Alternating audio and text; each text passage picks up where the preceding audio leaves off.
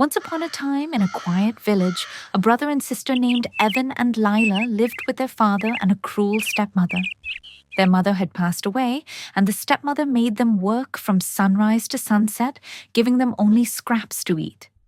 Day after day, Evan and Lila labored in silence, growing thin and tired, their laughter long forgotten. One night, as they lay under the cold roof, Evan whispered to Lila, "We cannot stay here any longer. We have to escape, or we will never be free."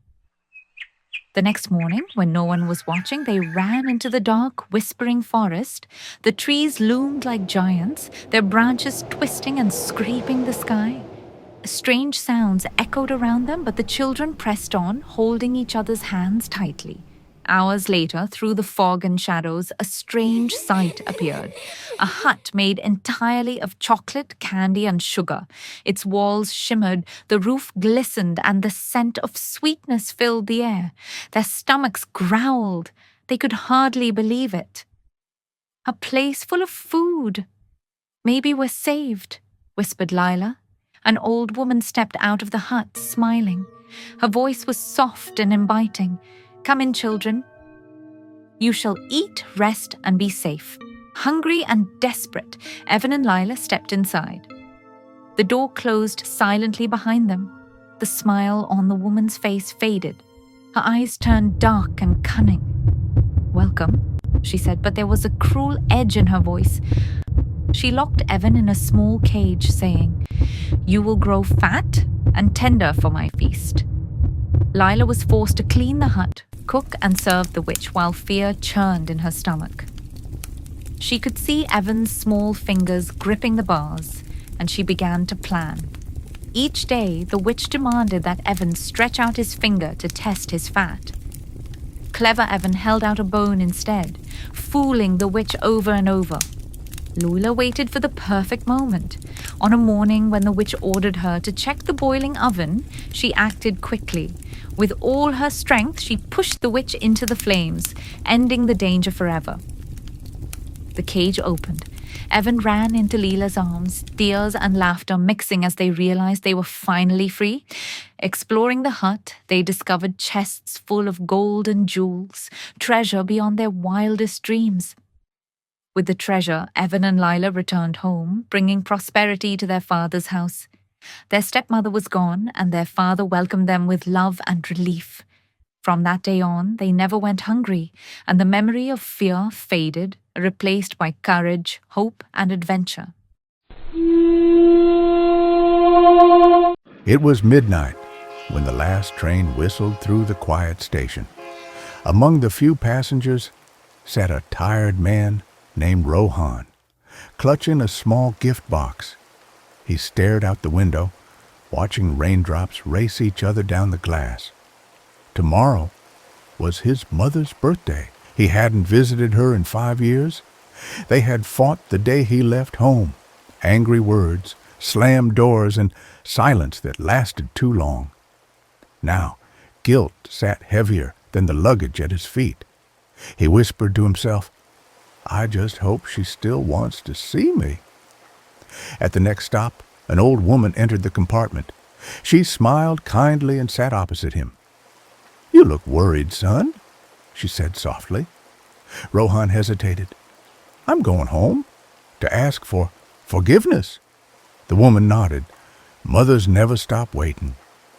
Even when the world forgets, their hearts don't. Her words warmed something inside him. They talked all night about childhood, mistakes, and second chances. As the dawn broke, the train slowed near his town.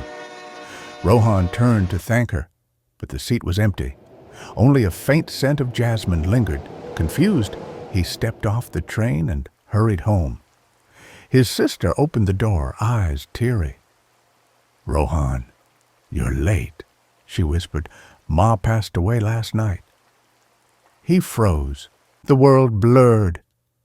Then he noticed something on the table, a small gift box, just like his, and beside it a note in his mother's handwriting. "If you ever come home, I'll meet you on the train. I promise. Rohan fell to his knees, tears streaming down. He realized she had kept her promise. She had come just to say goodbye. एक छोटे से कस्बे में अर्जुन नाम का लड़का रहता था। वो नौकरी की तलाश में बड़े शहर चला गया था। घर पर उसकी माँ अकेली रहती थी। हर शाम दरवाजे पर बैठकर उसका इंतजार करती थी।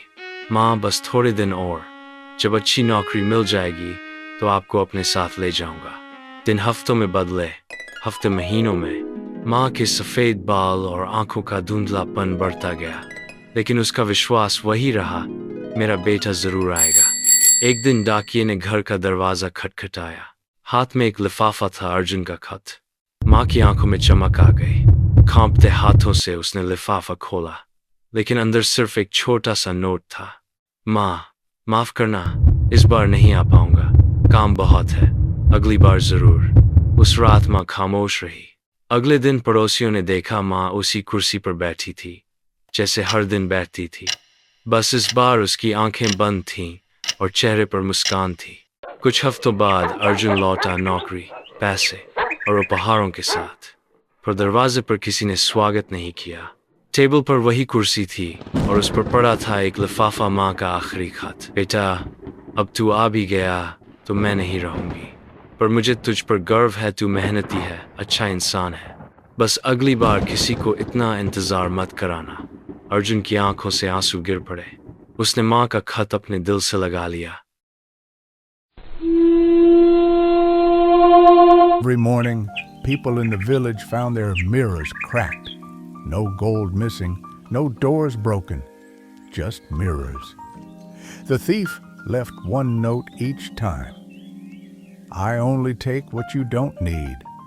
The villagers were scared. They stopped looking into mirrors altogether. One night, a brave girl named Tara hid behind her dresser. At midnight, a shadow entered, not a person, but a reflection.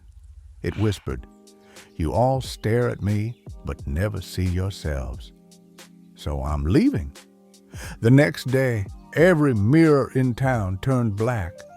But from that day, people began to see others more clearly and themselves a little less.